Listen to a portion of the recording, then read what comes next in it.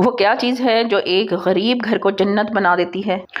کیا آپ کو لگتا ہے کہ آپ گھر کے لیے بہت قربانیاں دے رہی ہیں لیکن پھر بھی آپ کو وہ عزت نہیں مل رہی جس کی آپ حقدار ہیں؟ کہیں آپ بھی وہ بونگی بیویاں والی غلطیاں تو نہیں کر رہی جو بظاہر چھوٹی لگتی ہیں لیکن آپ کے شوہر کی نظر میں آپ کا مقام گرا دیتی ہیں؟ آج کی ویڈیو میں ہم حدیث نبوی صلی اللہ علیہ وسلم کی روشنی میں وہ 3 بڑی غلطیاں ڈسکس کریں گے جو ایک سمجھدار بیوی کبھی نہیں کرتی۔ اگر آپ چاہتی ہیں کہ آپ کا شوہر آپ کی قدر کرے اور آپ کا گھر سکون کا گہوارہ بنے تو یہ 7 منٹ کی ویڈیو آپ کے گھر کو سکون کا گہوارہ بنا دیتی ہے۔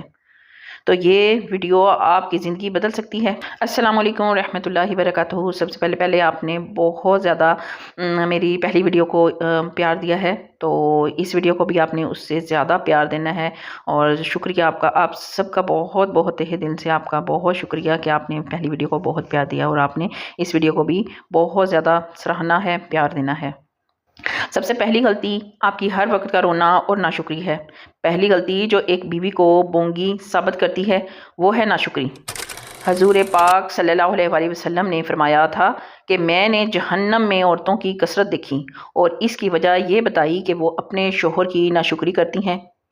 شوہر دن بھر باہر ذلیل ہو کر کماتا ہے اور جب وہ گھر آئے اور آگے سے شکایتوں کا دفتر کھول دیتی ہیں۔ بونگی بیوی کی نشانی ہے کہ ایک سمجھدار بیوی وہ ہے جو پہلے سکون فراہم کرتی ہے، پھر مناسب وقت پر اپنی بات منواتی ہے۔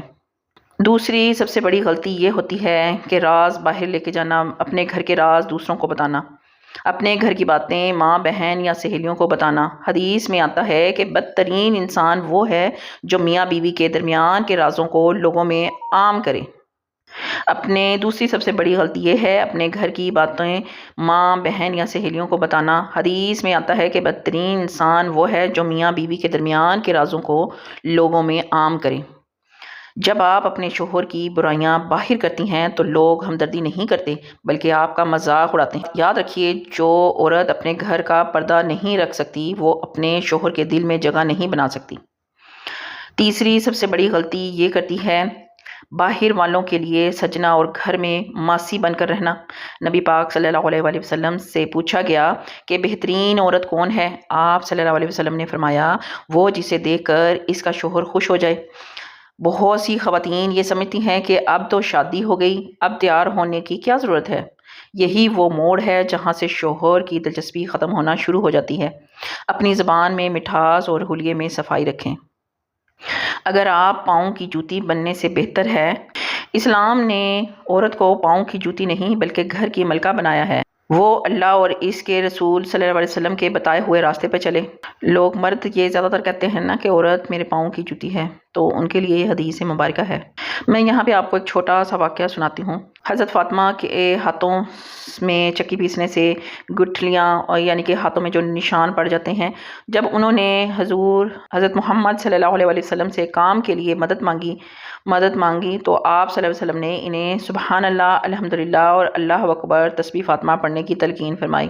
یعنی کہ جب ہم کسی بھی کام میں تھک جاتے ہیں، ہم خواتین یا مرد، تو ہمیں یہ حضرت فاطمہ کی تسبیح پڑھ لینی چاہیے، جس میں 33 مرتبہ سبحان اللہ، الحمدللہ 33 مرتبہ اور اللہ اکبر 34 مرتبہ پڑھنا ہوتا ہے۔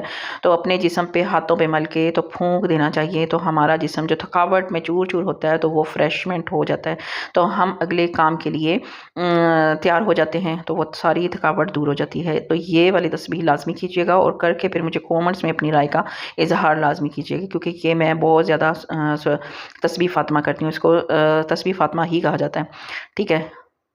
آج کل کی جو خواتین ہیں وہ گھر کے کاموں سے تھک جاتی ہیں، ان کے لیے ایک بہت بڑا جذباتی سہارا یہی ہے خاتون جنت کی زندگی کا یہ وہ واقعہ جس نے عورت کا رتبہ بدل دیا۔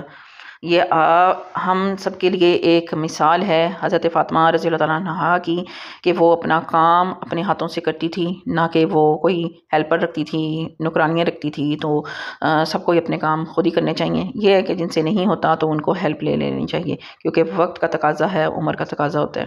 لیکن جو خواتین تھوڑی سی ہوتی ہیں کہ بھئی میں کام کر کے وہ اپنے انسلٹ فیل کرتی ہیں، تو یہ حدیث لازمی سنیں اور اس پر عمل کیجیے گا۔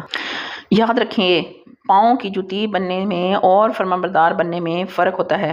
پاؤں کی جوتی وہ بنتی ہے جو خود اپنی عزت نہیں کرتی، لیکن جو عورت دین کے مطابق چلتی ہے اللہ اسے گھر کی ملکہ بنا دیتا ہے۔